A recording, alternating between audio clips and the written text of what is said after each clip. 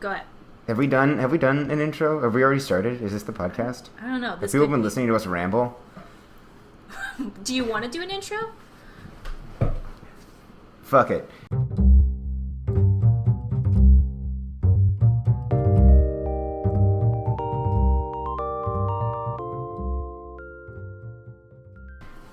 Hey, everybody. Welcome to the Mood Pyramid.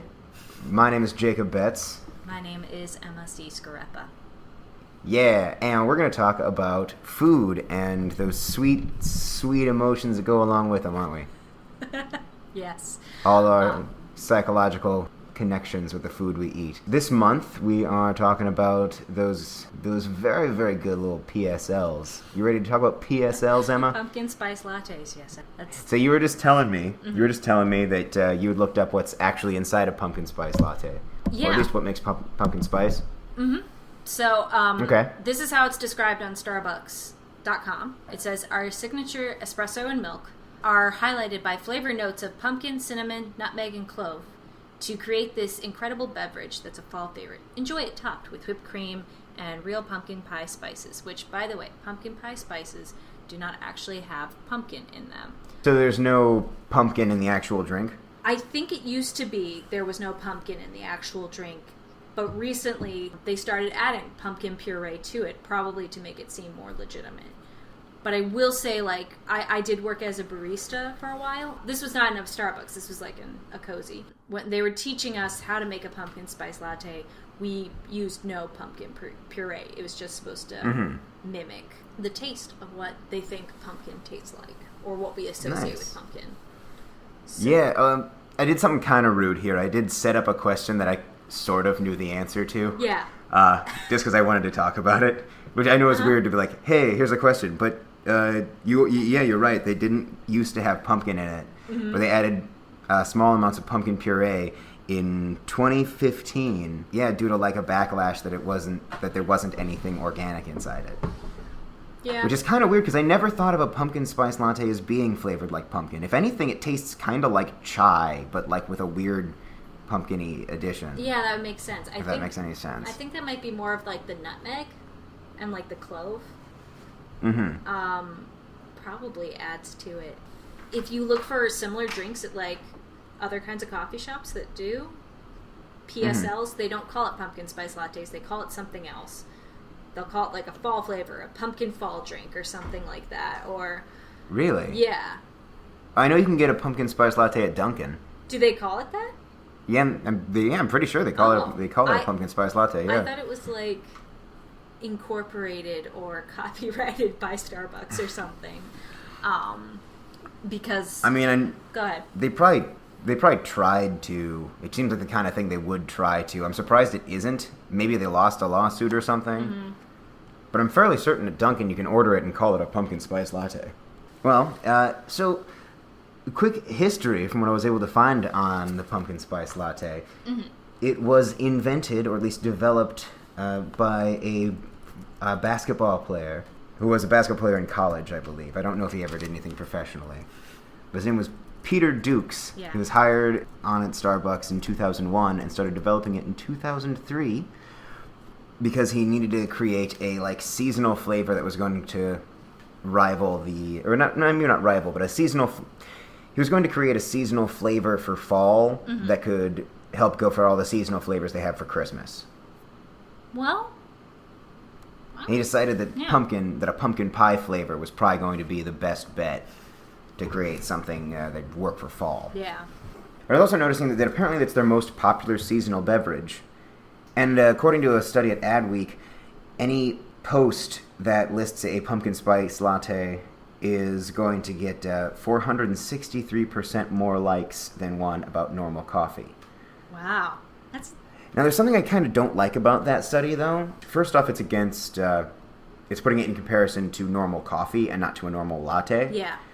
And also, it's putting it in comparison to non-seasonal coffee. I would be legitimately curious to see if there is an uptick in likes for seasonal beverages like a eggnog latte or the peppermint stuff they do at Christmas as well. See if that changes anything. There was an article that I had read that was mocking a lot of pumpkin spice stuff. It does not seem fair to compare it to normal coffee stuff because, I don't know, it makes me think of like how we react to people when they announce that they're getting married versus when they share a picture of them with their husbands or something like that, because it is, of course, going to be more notable than a regular cup of coffee. Yeah. Well, and I wonder if we had the pumpkin spice latte year-round, if it would be that big of a deal, or if it is specifically because it's seasonal. And I think it really is because it's a seasonal thing.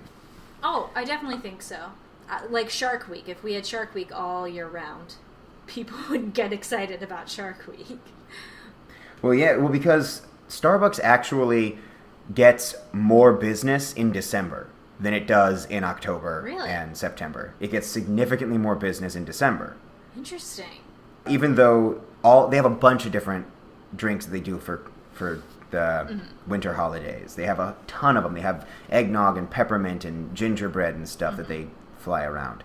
And I think that the reason pumpkin spice gets so much attention is because it's the only one.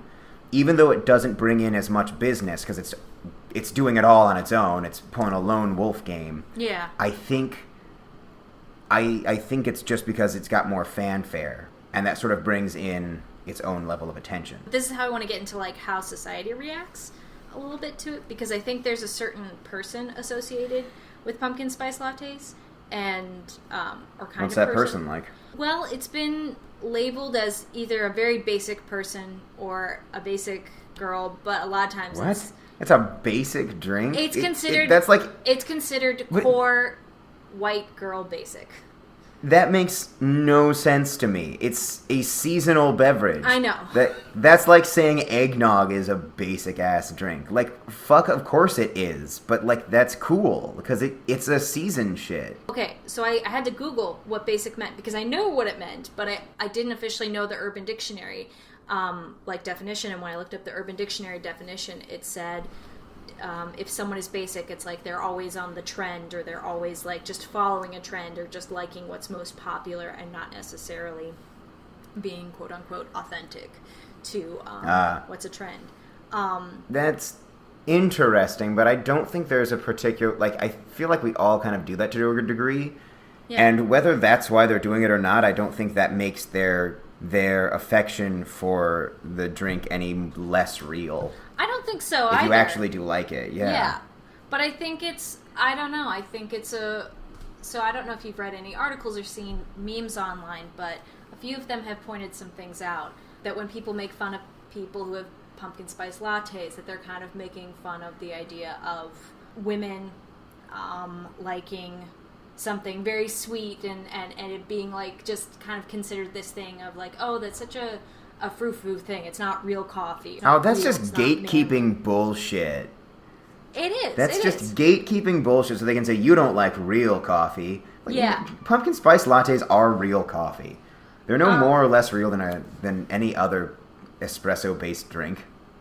I think though that somebody wants to delegitimize something because you like it and because you enjoy it and because it's a treat or whatever. Mm-hmm. I think so. And I think it's because it's so popular, people then eventually gets to a point where people want to make fun of how popular something is, especially if it's mainly women, I think, talking about it. Oh, yeah. Yeah. There's a meme, I don't know if you've seen this meme out there, but there's a meme out there that talks about how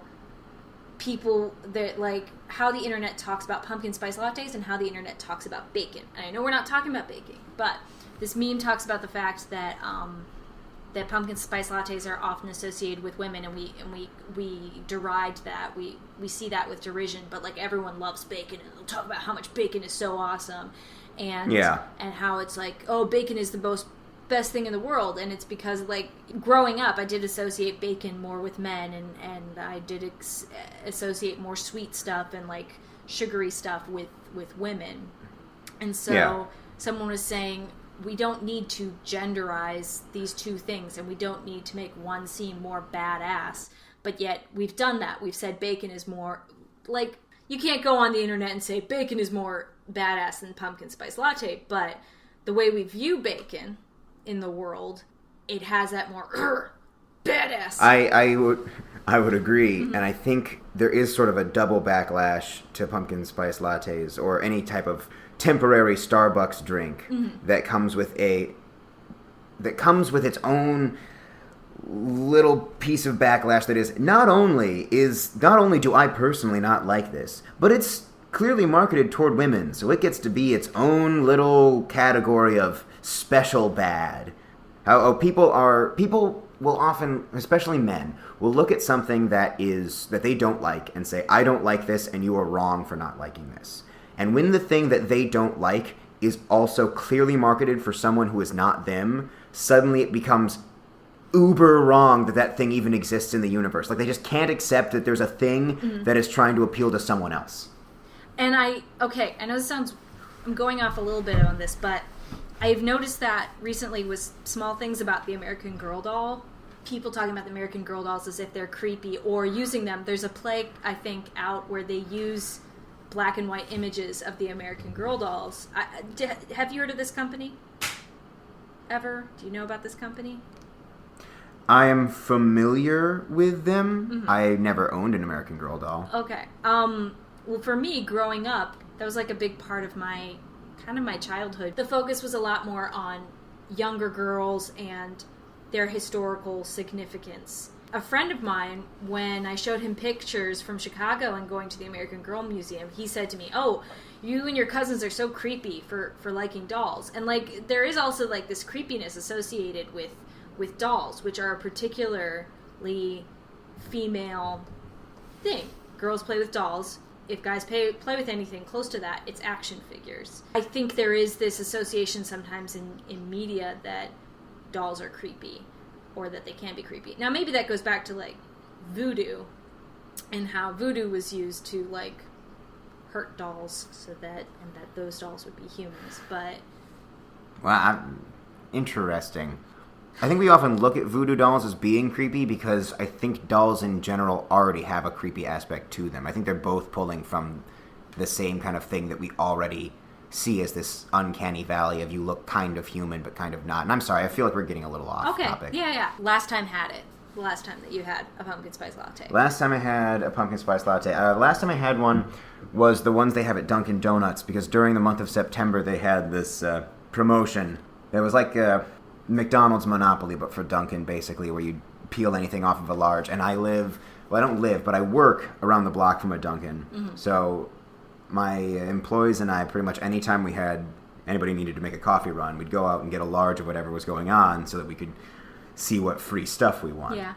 That was, I think, the last time I had one, period. Oh. I also did have one from Starbucks this year as well, but that was just like, oh yeah, I should probably try pumpkin spice latte because I hadn't had one since the very first time I had one.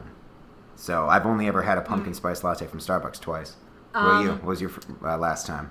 It would have been sometime in September because I'm not eating sugar for October. I mean, that's a lie, but it's also not a lie. Like, I've been pretty active about not eating sugar, but I was going to try and do a thing where I was going to have like 6 pumpkin spice lattes during the pumpkin spice latte season, because I have a friend who does that with the Shamrock Shake.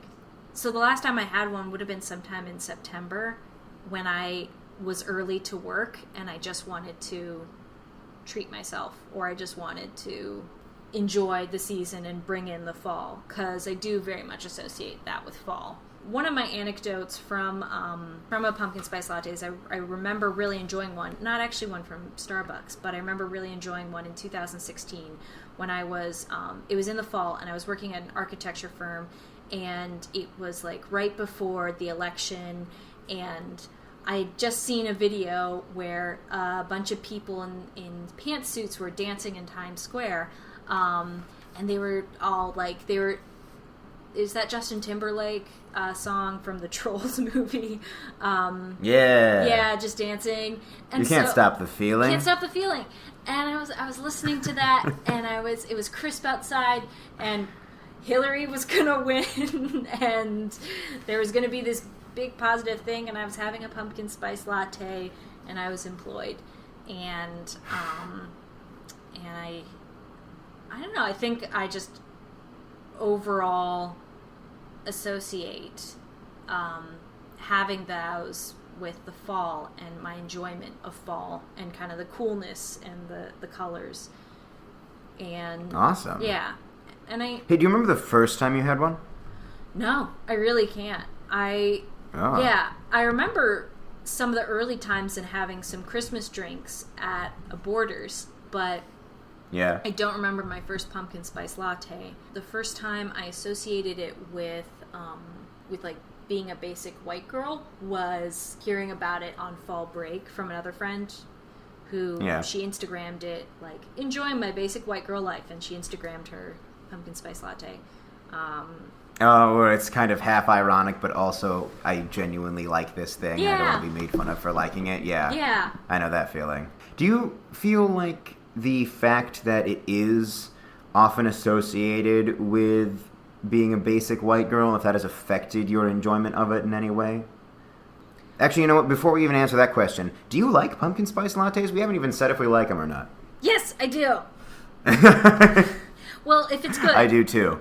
If it's good, if it's like made slowly, if it's not a very busy day, the mood has to be right. So it has to be a crisp fall day. I have to not be anywhere in such a hurry. I need to be wearing a very cute outfit, or what I deem cute, and I need to be like by a window looking out at the fall leaves. So I enjoy it under very specific circumstances. Do you like pumpkin spice lattes? I do too. I do like them, but I also will say I'm not sure if I like them or if I just really like the fall. And if I like the fall so much that this drink being a harbinger of my favorite season, it has somehow just intertwined itself into it. You know that feeling? Yeah, I never knew you liked the fall. I know that's such a stupid, like, you know how in, like, that movie that Amy Poehler and Paul Rudd, they came together. Oh, yeah. And she says, "You like fiction books?" And I feel so stupid for, like, thinking, you like fall? Because it's, like, such a... but I always associated you more with summer because you're such an adventure guy. And so I thought, oh, he probably likes summer because that's probably a good time for him to work out and wear tank tops and go adventuring. I do like summer, but there's just something really nice about fall that I think makes it my favorite season. Yeah. I think it's for the same reason I like kind of drizzly days, you know, where like everything just kind of feels gray. Mm-hmm. Yeah, I like that. I like going outside in kind of like a light jacket and like just being able to walk around. I think I also associate fall with like intellectualism and school and friendships and camaraderie. Because that's when school starts. Yeah, and I liked summer, but it was more lonely for me during the summer. Usually growing up, at least like middle school and high school, I didn't like summer because I wasn't around people and I wasn't around friends. And and so for me, I always I think the other reason why I really like fall is because so many of my favorite movies kind of take place in the fall, or they start off taking place in the fall. Yeah, well, like You've Got Mail takes place in the fall. Like that whole opening montage of New York City and Tom Hanks and Meg Ryan getting coffee and walking to work and talking about school supplies and they're in love and that kind of stuff. I think the movie Ever After, I feel like that takes place during the fall. I don't know offhand, but it certainly feels like it takes place in fall. Yeah, there's a lot of dead leaves around, so it's fall. Yeah. I will tell you, I associate drinking a pumpkin spice latte very, very much with the very first time I had it, which was our senior year. Wow, senior year would have been 2014, before Starbucks added the puree. But 2014, it was just after we finished doing the Heidi Chronicles, and I, Annie Tracy, and Sarah Blake, or one of the actors and the director, the three of us ended up going to Minneapolis to see a production of it. So we drove all day to get there one day over the course of a weekend. And one of our stops, we ended up going to a Starbucks, and I went, I've literally never had a pumpkin spice latte before, but everybody basically makes fun of them. So now is the time to try it and see. And I hated it. I thought it was terrible. I think I made fun of it with Sarah and Annie at the time. And it was... What were you saying? That's when Sarah did her Instagram post, and Emily and I were in Pittsburgh, and that's when we talked about it. Oh my gosh, our memories are connected. What? It's almost like we went to school together and knew similar people. Oh my gosh. It's almost like we've been running in the same circles for years. But I absolutely despised it, and I wonder, maybe I didn't like it because I like it now. Yeah. And I might like it now because they changed the recipe and now it's got pumpkin in it.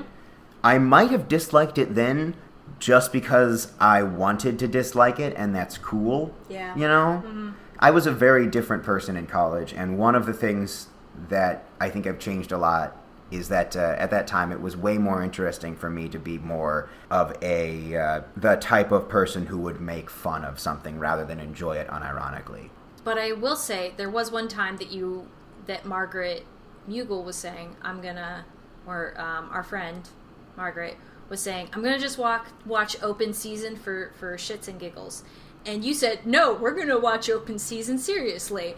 And so you watched Open Season with her. And you weren't watching it ironically. You were legitimately enjoying it. And I think you also described the Lego movie that way. And maybe. But that was... I do know Go ahead. I do know I always very, very unironically had a very sincere and emotional reaction to the Lego movie. Yeah. That movie did and does speak to me in a very, very sincere and unironic way. Maybe that was part of the reason why it's, maybe it's part of the reason why I've changed. I don't know. So I guess what I wanted to talk about with this is, you talked about your emotional response and not liking something. I guess at some point I wanted to talk about whether a pumpkin spice latte can be seen as fuel, or whether it can just be seen as a treat, or if it's a staple of American food, or does it oppress, or does it comfort? Why do you feel like it oppresses? That's a new word you've introduced into this. I wasn't sure. I was thinking about pumpkins, just the history of the pumpkin, and particularly, this might be bad history, so I might not know this, but I associate the pumpkin with Thanksgiving a lot, and I'm wondering if at the first Thanksgiving, if there was pumpkin, and because of that, if this is actually appropriation of Native American culture, because we're using pumpkin as a thing. Oh, I have absolutely no idea about that. I mean, I don't think anyone, I Googled it, I don't think anyone has really said pumpkin spice lattes are oppressive to Native Americans. I'm sure they're much more concerned with things like not being able to vote in North Dakota, or yes. You've been reading the same things I have, I assume. Yeah. Yeah. So I'm sure they are much more concerned with that than the appropriation of pumpkin into our food. I want to talk a bit about what kind of influence this has had. Because I don't think things used to be pumpkin spice anything before Starbucks came out, and now it's pumpkin spice everything. I mean, do a quick Google image search just for the words pumpkin spice. You're going to find Twinkies and Cheerios and M&Ms and fragrances and Frosted Flakes. Frosted Flakes has a pumpkin spice. I have a weirder one for you. Cat litter. Pumpkin cat litter. So they pee and it spreads delicious fall scent into the air? It's pumpkin spice cat litter. I don't know if anyone... I wonder if anyone has ever, did, a film, little YouTube video of, we're gonna check this out to see if when Sprinkles or Agamemnon goes to pee in the pumpkin spice litter box, if it actually smells like pumpkin spice litter. I really doubt. And I shouldn't be making fun of people. Do you like the scent of pumpkin spice?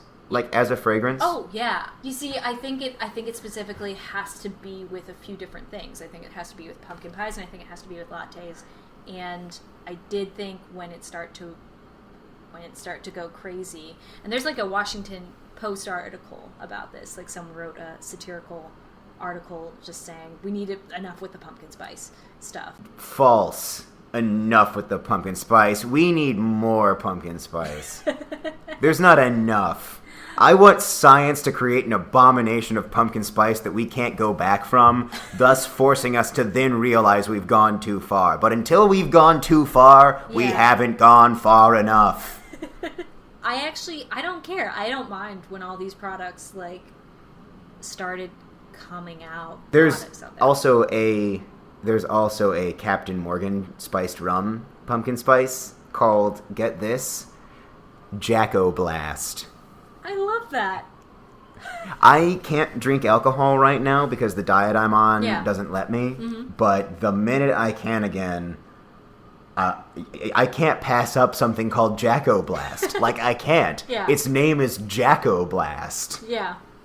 It's got my name right in it. This did get me thinking about something about food. So, like, right now, I don't feel socially ostracized for not having pumpkin spice lattes, but I do a little bit feel deprived sometimes when I can't do that, when I can't have, like, a specialty coffee, and particularly the pumpkin spice latte brings that out in me. I wanted to get your thoughts on that. I wanted to get your thoughts on if there's anything that you've chosen not to consume and you felt ostracized, or you felt socially, maybe not ostracized in general. Yeah, well, not by people. I guess, or you felt deprived when you couldn't have something, and it was also connected socially. Do you mean in general, or does that have to be pumpkin spice related? It does not have to be pumpkin spice related. So you're just asking if there's anything I haven't eaten because I thought that it would socially ostracize me in some way? I guess one of the things that this particular food brings to me is it is a comfort, and it is something that for some reason makes me feel a little bit less alone, because it feels like I'm taking care of myself, or I'm doing something for myself, and I'm providing some sort of love for myself. But ultimately, it's not very good for me. It's got a lot of syrup, it's a lot of milk, and it's a lot of espresso, and there's really no nutrients in it whatsoever. And it's not very good fuel. And even sometimes I've started to realize is that it kind of doesn't have the same kind of taste that you have when you just drink a cup of coffee and you really absorb what coffee tastes like, or even what espresso tastes like. I don't know if I wanted to explore whether we need to treat ourselves, or if when we're treating ourselves, we're just putting a Band-Aid on what we're feeling, or we're not being realistic about what we're feeling. I'm going to be honest. Maybe it's just because I'm stupid. I'm still confused. No, I don't know what you want me to say. I don't know what okay, you're not stupid. I'm not making any sense. Never mind. Let's move on. Let's try something else. All right. I say we wrap it up. Okay. Unless there's any final thoughts you had? I don't know. I'd had this idea of, like, doing a little noir piece. Like, there's a detective, and his name is something like Detective Grumptious. Where is this going? And Detective Grumptious comes across a pumpkin spice latte. A cute little pumpkin spice latte. And he gets to know her. But she's like a femme fatale. I don't know. But You've got to send me the scripts for this stuff before we start recording. I know. I started the script and I couldn't get it finished in time. And how about this? Okay, I have one question for you then, Emma. Sure. If you could pumpkin spice something that isn't often pumpkin spiced, what would it be? Oh, I would pumpkin spice a burger. Oh, nice. Yeah, going savory. Yeah, I think I would too. I would just go for it, man. Like, add the nutmeg, add the cloves, add the pumpkin on top, and like a little bit of cinnamon, and just wrap it in a sweater and carry that hamburger around with me as I live my days. Wait, are you planning to eat the hamburger, or you just want it to be pumpkin spiced? I don't think I would eat it. I think I would just have it as a pet. Maybe eventually eat it. No, that seems so mean. I've grown attached to it now. Has anyone ever pumpkin spiced some kind of soda? Because that's what I'd do. Pumpkin spice me a cola. Ooh, I think so. Yeah. I think that's a thing. Okay. Very nice. All right, well, I'm going to leave y'all with that question as well. What would you pumpkin spice if you could? I did want to ask you, are you... Oh, okay. I wanted to ask you, but this doesn't have anything to do with it. Are you in anything this week? Are you in any shows? Are you standing up anything? I am in a show that opens next week. Ooh. I'm in The Games Afoot. It's a show that opens at the Madeline Tea Gardens. So I guess actually by the time this comes out, it will already be running. It's an Agatha Christie mystery starring an actor who plays Sherlock Holmes. It's a lot of fun. It's really funny. I made a whole... I helped make and helped design a set piece for it because we needed to have a fake wall that could slide open. And I helped put that together. I'm really proud of how it ended up looking. Oh, that's really cool. Well, rock on, everybody. Once again, my name is Jacob Betts. You can find me on Twitter and Instagram and all the places under the handle at I am Jacob Betts. And this is Emma Ciscarepa. I can't remember what all my handles are, but I'm there. You'll find me. She's around if you Google her. me. Google me. Oh my gosh, it's so much fun to Google me. All right. You signing off, I guess. You have a wonderful life. Sorry.